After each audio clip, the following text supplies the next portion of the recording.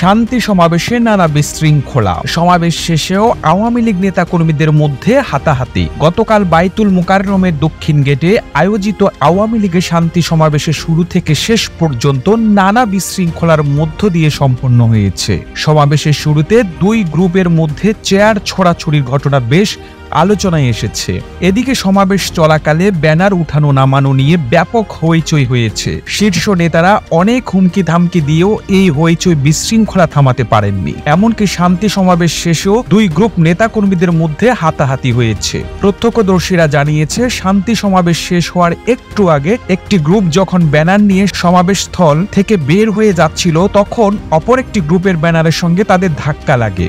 আওয়ামী লীগের শান্তি সমাবেশে আসা হলুদ ক্যাপ পরা একদল নেতাকর্মীর সঙ্গে অপর একটি পক্ষের নেতাকর্মীদের হাতাহাতি হয়। জানা যায়, গতকাল সন্ধ্যা 6:30টার দিকে বাইতুল মোকাররমের দক্ষিণ গেটের সামনে ব্যানার নামানোকে কেন্দ্র করে কেরানীগঞ্জ থানা আওয়ামী লীগের দুই পক্ষের মধ্যে এ হাতাহাতির ঘটনা ঘটে। পরে সেখানে উপস্থিত সিনিয়র নেতাদের হস্তক্ষেপে উভয় পক্ষ ঘটনাস্থল ত্যাগ করে। নেতাকর্মীরা জানান, শান্তি সমাবেশ শেষ হওয়ার একটু আগে একটি গ্রুপ যখন ব্যানার নিয়ে সমাবেশ স্থল থেকে বের হয়ে যাচ্ছিল, তখন অপর একটি গ্রুপের ব্যানারের সঙ্গে তাদের ধাক্কা লাগে। ব্যানারের ধাক্কা দেওয়া কেন্দ্র করে দুই পক্ষের মধ্যে কথা কাটাকাটি হয়। পরে দুই গ্রুপের মধ্যে বাক বিতণ্ডা শুরু হয় ও এক পর্যায়ে তা হাতাহাতিতে রূপ নেয়। প্রত্যক্ষদর্শীরা জানান, আওয়ামী লীগের শান্তি সমাবেশে আসা হলুদ ক্যাপ পরা একদল নেতাকর্মীর সঙ্গে অপর একটি পক্ষের নেতাকর্মীদের হাতাহাতি হয়। উভয় পক্ষই ঢাকা 2 কেরানীগঞ্জ আসনের সংসদ সদস্য ও আওয়ামী লীগের সভাপতি মণ্ডলীর সদস্য অ্যাডভোকেট কামরুল ইসলামের সমর্থক বলে জানা গেছে।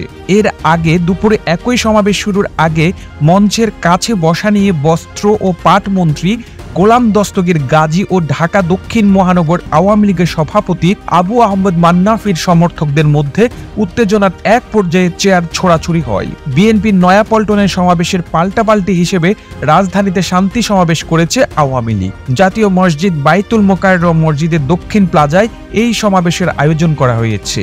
কিন্তু সমাবেশ দুপুর 2টায় শুরু হওয়ার কথা থাকলেও সমাবেশের শুরুতেই মারামারি আর চেয়ার ছোড়াছুড়িতে জড়িয়েছে দলের দুইটি পক্ষ।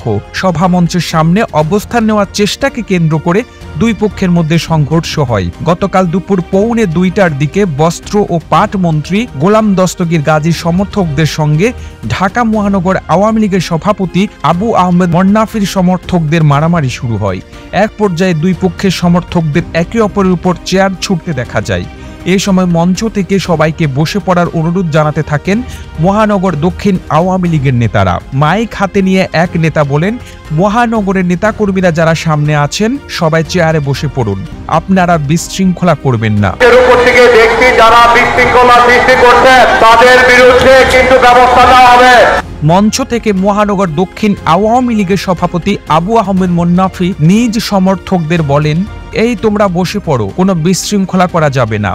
মঞ্চে উপস্থিত মহানগর আওয়ামী লীগের এক নেতা বলেন, 1:45টার দিকে মহানগর দক্ষিণের সভাপতি মান্নাফির সমর্থকরা মঞ্চের সামনে চেয়ারে বসে যান। এই সময় রূপগঞ্জ থেকে গোলাম দস্তগীর গাজীর পক্ষে একটি মিছিল মঞ্চের সামনে চলে আসে।